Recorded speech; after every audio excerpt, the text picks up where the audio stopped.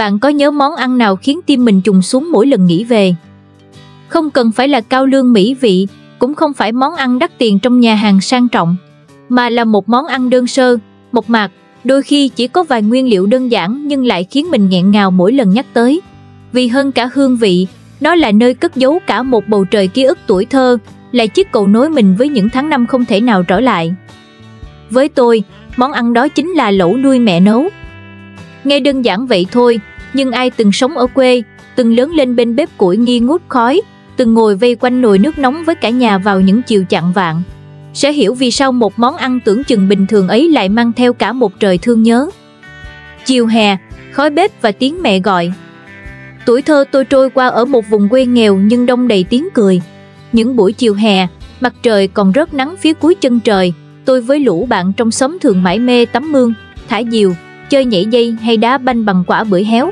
Trời càng về chiều, cái nắng càng dịu đi, thay vào đó là những cơn gió hay hay từ cánh đồng thổi vào lành lạnh. Đang chơi, bỗng nghe tiếng mẹ gọi vọng từ trong nhà. Về tắm đi con, nấu lẩu nuôi rồi nè. Câu nói ấy như một hiệu lệnh, đủ sức làm tôi buông bỏ hết trò chơi, chạy băng qua lối mòn đất đỏ, tay chân lấm lem, tóc tai rối bù, tim đập phập phồng vì vừa mệt vừa háo hức. Vừa vào tới sân đã thấy khói từ bếp củi bay nghi ngút, mang theo mùi hành phi, mùi nước hầm giò heo và cả mùi cháy nhẹ của củi, một cái mùi rất riêng của quê, rất riêng của mẹ. Bên góc bếp, mẹ đang lâm khom canh nồi nước. Cái bếp củi đen xì, ấm tro nóng đỏ rực. Mẹ dùng một cành tre nhỏ khều lại mấy thanh củi cho đều lửa. Khuôn mặt mẹ lấm tấm mồ hôi, tóc búi gọn sau gáy, nhưng nụ cười lúc nào cũng dịu dàng khi thấy tôi thò đầu vô bếp, tay cầm cái chén xin miếng nước lèo nóng hổi. Chiếc chiếu giữa nhà và bữa cơm sum vầy. Bữa ăn quê tôi không cầu kỳ. Cái nồi lẩu nhỏ được đặt lên cái bếp mini bằng đất nung giữa nhà. Chiếc chiếu trải ra, mọi người vây quanh. Mẹ bày từng rổ rau, giá, cải xanh, hành, cà rốt thái mỏng, vài trái ớt đỏ chót. Đuôi thì mẹ trụng sẵn, để ráo bên rổ tre. Còn giò heo được hầm nhừ, da trong veo, thơm phức. Cả nhà chan đuôi ra chén, gắp rau bỏ vô nồi, hấp xì sụp giữa cái nóng hầm hập của mùa hè, nhưng ai cũng vui, cũng rôm rã. Tôi nhớ cha tôi luôn là người gắp phần giò heo ngon nhất cho mẹ thì lại múc nhiều nước cho ông nội. Còn tôi, con nít mà, chỉ chăm chờ viên cà rốt hình hoa mà mẹ cắt riêng cho tôi. Những điều nhỏ nhặt ấy, chẳng ai nhắc lại, nhưng nó nằm lại rất lâu trong ký ức. Lẩu nuôi món ăn đơn sơ nhưng thấm đẫm tình yêu thương. Món lẩu nuôi mẹ nấu có gì đâu, chỉ là nuôi trắng, giò heo, vài loại rau vườn, nồi nước hầm xương nêm chút nước mắm ngon, hành phi, tiêu đen đập dập. Nhưng lạ lắm, vị nó thơm, nó ngọt và nó làm ấm cả lòng.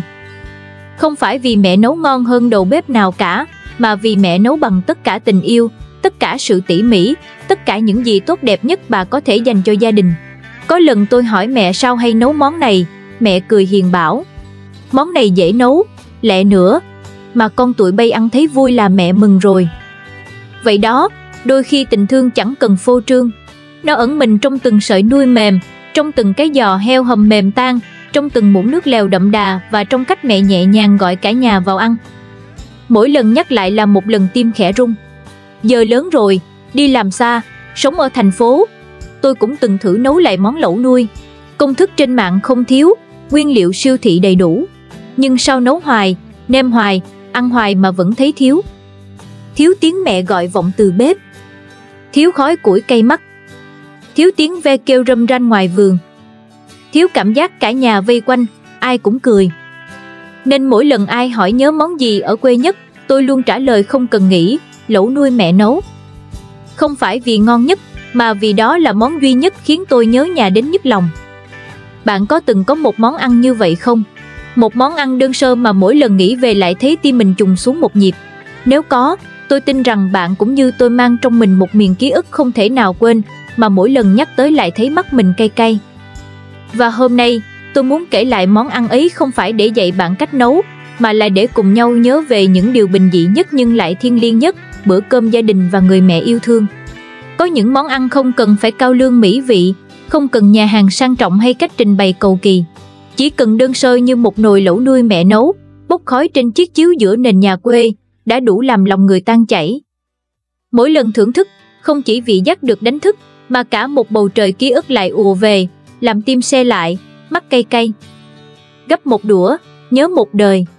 Tôi còn nhớ rất rõ, lần đầu tiên tôi biết thế nào là ngon đến nghẹn ngào, là vào một buổi chiều như bao buổi chiều khác, mẹ múc cho tôi chén nuôi đầy. Trong đó có miếng giò hầm mềm, một ít rau cải còn xanh mướt và nước lèo thơm lừng vị hành xả. Tôi húp một muỗng, mắt tự nhiên rưng rưng. Không phải vì cay, không phải vì nóng, mà vì nó làm tôi thấy mình nhỏ lại, thấy mình là đứa trẻ ngày xưa, từng ngồi thu lưu bên mẹ, vừa ăn vừa kể chuyện ở trường, nghe tiếng gà gáy xa xa, nghe lá chuối xào xạc ngoài hiên. Đôi khi, chỉ cần một miếng nuôi trong chén lẩu là đủ để kéo ta về những năm tháng cũ, nơi có bàn tay mẹ gắp thức ăn vào chén, nơi có nụ cười ba và tiếng cười đùa của anh em. Mùi vị của sự hy sinh thầm lặng. Món lẩu nuôi không cầu kỳ, nhưng từng thành phần trong đó đều chứa cả sự tỉ mỉ và tình yêu của người nấu. Giò heo mềm, béo nhưng không ngấy là nhờ mẹ hầm đúng lửa, đúng giờ, biết lúc nào cần vớt bọt, lúc nào cho gia vị. Đuôi không bị nát vì mẹ ngâm sẵn, rồi thả vào đúng lúc. Rau xanh giòn, giá vừa chín tới, chẳng có gì là ngẫu nhiên. Và tôi hiểu rằng, cái ngon không đến từ công thức, mà đến từ trái tim, từ sự lặng thầm quan sát của mẹ, từ những lần mẹ nếm xong rồi lắc đầu, múc ra đổ đi nửa nồi, chỉ để con có được hương vị trọn vẹn. Cái vị ấy ngọt hậu, béo nhẹ, thơm dịu, lại có chút cay của tiêu, chính là vị của sự chăm sóc vô điều kiện. Ăn cùng người thương món ăn bình thường trở nên đặc biệt. Tôi vẫn nhớ những bữa lẩu nuôi không đông người, chỉ có ba mẹ, tôi và đứa em. Nhưng sau lúc ấy cảm giác ấm áp lạ thường. Có thể vì không khí gia đình, có thể vì tiếng quạt bếp củi vẫn còn âm ấm vang vọng trong tâm trí. Mẹ không bao giờ ăn trước. Mẹ luôn ngồi sau cùng, tay vẫn quạt bếp, vẫn chăm chú nhìn mọi người ăn rồi mới bắt đầu gắp cho mình. Tôi lớn lên giữa những cái gắp thức ăn đầy lặng lẽ ấy, giữa những ánh nhìn dõi theo từng muỗng nuôi trong tay con. Và hôm đó, tôi đã lén nhìn mẹ thật kỹ. Giữa mồ hôi lấm tấm trên trán, giữa làn khói trắng đục bốc lên từ nồi, tôi thấy mẹ cười cái cười hiền lành, mãn nguyện, mà đến tận bây giờ tôi vẫn chưa từng thấy ai cười như thế lần thứ hai. Giờ đây, tôi hiểu. Giờ đây, khi tôi đã lớn, đã đi xa khỏi vùng quê ấy, đã biết đến hàng trăm món ăn khác nhau từ sushi Nhật Bản đến bò sốt vang Pháp, thì vị lẩu nuôi mẹ nấu vẫn là thứ tôi không thể nào quên. Nó là vị ngọt của nước xương, nhưng cũng là vị mặn của giọt mồ hôi mẹ. Là hơi ấm của bếp củi, nhưng cũng là hơi ấm của gia đình. Là món ăn đơn giản, nhưng chưa bao giờ tầm thường trong ký ức. Có lẽ, lẩu nuôi không chỉ là món ăn, mà là một phần máu thịt trong tuổi thơ của tôi. Là món ăn gợi nhắc tôi nhớ về mẹ, về những ngày tháng không bao giờ trở lại. Có một câu nói tôi từng đọc đâu đó: chúng ta không chỉ ăn bằng miệng, mà còn bằng ký ức. Và tôi tin điều đó là thật, ít nhất là với tôi. Mỗi lần nhìn thấy nồi lẩu sôi bốc khói, dù là ở nơi phồn hoa hay giữa chợ quê, tôi lại thấy lòng mình lặng đi. Lặng như tiếng gọi của quê nhà vọng về. Lặng như ánh mắt của mẹ ngày xưa, khi tôi vừa ăn vừa hỏi: mai con đi học xa rồi, mẹ có nhớ con không? Món ăn giữ gìn ký ức, giữ chân người con xa xứ. Khi xa quê, ta mới hiểu món ăn không chỉ để no bụng. Nó là sợi dây buộc chặt ta với nơi mình sinh ra, với tuổi thơ, với những điều đã qua nhưng không bao giờ mất đi. Lẩu nuôi tưởng chừng đơn giản, chỉ là nước dùng, nuôi, chút giò heo, rau củ. Nhưng trong lòng người xa quê, nó là cả mùa hè thơm khói bếp, là tiếng dép mẹ lẹp xẹp đi ra đi vô, là làn da rám nắng của ba, giọng nói trầm ấm của ông nội, nụ cười hồn nhiên của đứa em gái ngày xưa.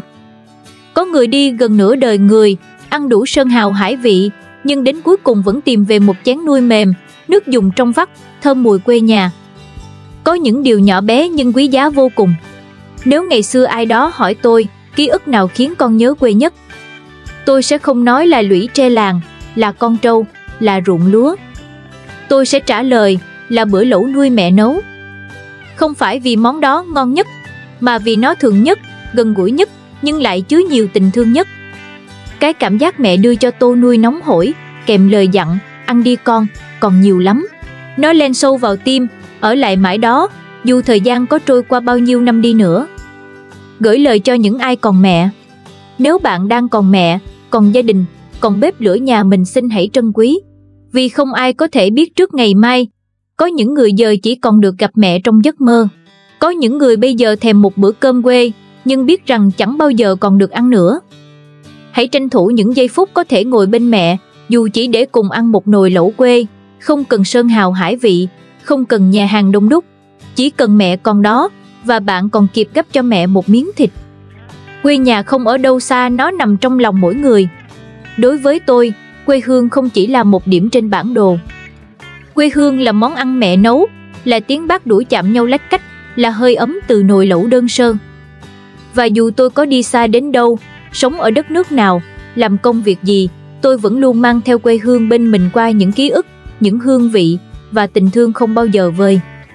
Kết thúc bằng một lời hứa thầm lặng. Tôi tự nhủ rằng một ngày nào đó tôi sẽ nấu lại món lẩu nuôi cho con mình.